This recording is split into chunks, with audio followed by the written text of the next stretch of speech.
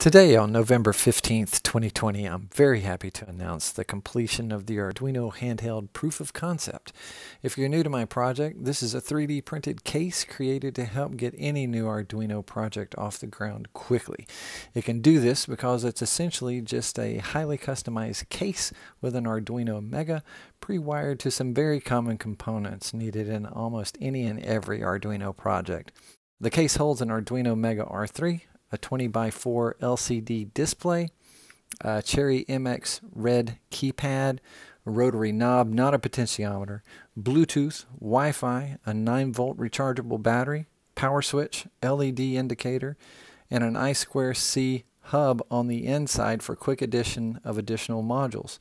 I started this project over 2 years ago, so it's very nice to have the case, the wiring, and the test software 100% integrated, testing and working for the first time ever.